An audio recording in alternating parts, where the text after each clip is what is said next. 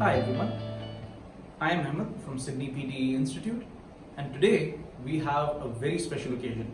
We're starting a new web series that will be focusing on all the major mistakes that students are making during their exam. The reason behind conducting this web series is because we found that a lot of our students who come to us have some general misconceptions that are common throughout all of the people within the PTE sphere. And that is why we decided to come up with this web series to address those misconceptions and give you a practical and real approach towards how to attempt your PTE exam. And within this web series, we will be tackling real exam questions and showing you firsthand how to attempt them.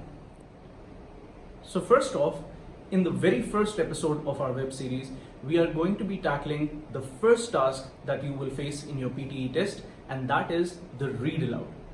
The reason why we chose to focus on this task right now is, apart from the fact that it is the first task in the exam, it is also one of the most underestimated tasks in the exam. A lot of students who go for their PTE think that the read aloud is just something that you need to read in a very similar way to how you might read an article, a blog post, or maybe a book. But people fail to realize that the way to attempt the read aloud in the PTE, it requires a certain technique, and the computer that is going to be judging your answer is actually looking for certain traits within your reading to give you those marks. If you feel confused by what I've just explained, let's head on and try a few examples of that, and I can show you exactly what I mean by that. Right. So, as we're doing the reading task, the read aloud, which is the first task that you have in the exam, first we need to understand where you are losing your marks from. Because if you cannot understand the mistakes that you're making, you cannot rectify them. So first we'll look at the most common errors that students make while attempting the read aloud. And those include repetition, hesitation, correction, using a low volume, not having the right kind of intonation when they're reading, having the wrong kind of pronunciation when they're reading, missing ed, s, es forms. This is one of the major issues that a lot of people don't even think about when they're reading. And finally, omission or insertion.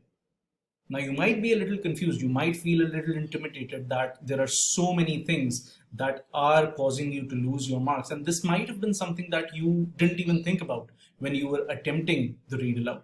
But you don't need to worry. The question over here is not where you're losing the marks. The thing that you need to focus on is where can you gain the marks to get the right kind of score that you want. So that brings us to where do the marks actually come from. The marks not just coming from avoiding the mistakes that I just mentioned, but also from three major areas that you need to look towards. The first one is oral fluency. Oral fluency, just like the way I'm talking to you right now, means that there is no hesitation in your speech. There are no ers or ums in between, and you are not correcting yourself or repeating yourself in any way. You have to speak in one smooth flow as if you're talking to a real person in an everyday situation. The second is pronunciation. You need to pronounce each and every word separately so that the computer can pick it up, and you need to pronounce it in the correct manner so that the computer can identify it. And lastly, obviously, the out of the three is the content of the paragraph that you are reading. If you misplace any word, if you replace any word, or if you insert any word on your own, that counts as an error in your content. And if you focus on these three things, they will get you the score that you require for your read aloud task. These are the three major things, in fact, only the three things that count as far as read aloud goes. So with that being clear, we will look at a few examples of the real exam questions that students have faced, and I'll show you exactly how you can tackle each one of these three major areas to get the score that you need. Right. So first we're going to be looking at how to focus on the content, how you can have the correct content within your read alouds. Let's take an example of this passage right here. It's a very a very common kind of passage that you might encounter within your PTE. It's got the appropriate length. It's about 3.5 lines long, and nothing difficult to read within 40 seconds. But if you do not focus on the content, you will lose out on the marks that you need. So let's suppose that this is the passage, and somebody, a student, is attempting the exam and they have attempted it in this way. Now with the highlighted words, they have changed those words or either missed them out. So instead of reading the passage as it is, they have read it like, a young man from small provincial town, a man without independent health, without powerful family connection, and without university education, moves to London in the late 1580 and in remarkably short time becomes the greatest playwright of all time. How was this achievement of magnitude made? How does Shakespeare become Shakespeare? Now, if you guys were paying attention, you guys must have realized that I missed out on a few words, such articles such as A over here and all the other places where it was highlighted. Instead of wealth, I said health. Instead of connections, I missed out the S and I said connection. I made it a singular. Instead of 1580s, I said 1580. I forgot the S again.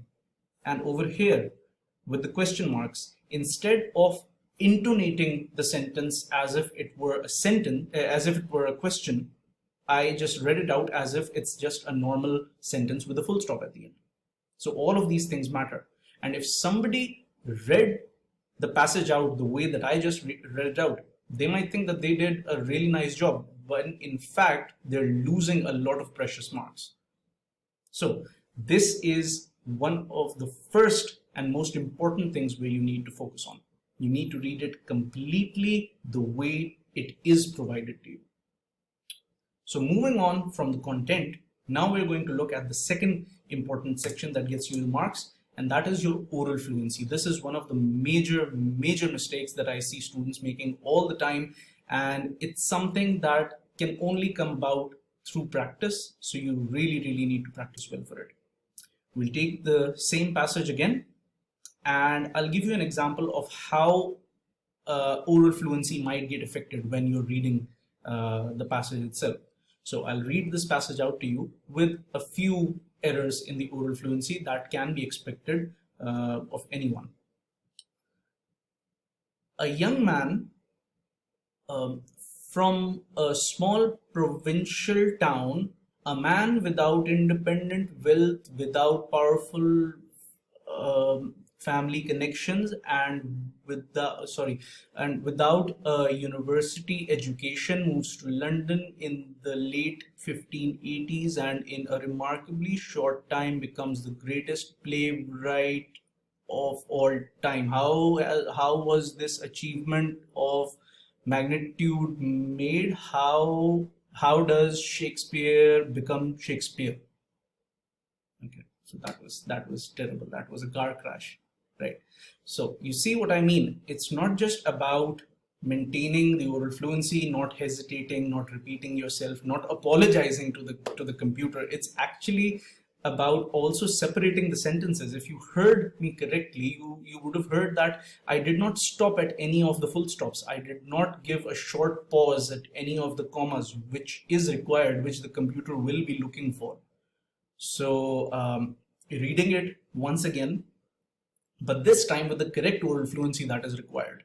So let's take a look at it again, and then you can compare for yourself the difference between my first attempt without the oral fluency and this time with the oral fluency. Okay, so giving it a try again.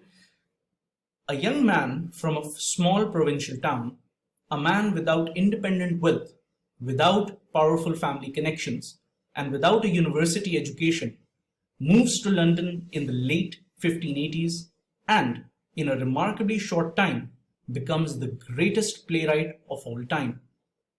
How was this achievement of magnitude made? How does Shakespeare become Shakespeare? So you see what I did there. I maintained my oral fluency throughout. I did not hesitate at any place. I paused at all the right places, at all the commas. At the comma, you're supposed to give a short pause. At a full stop, you're supposed to give a longer pause.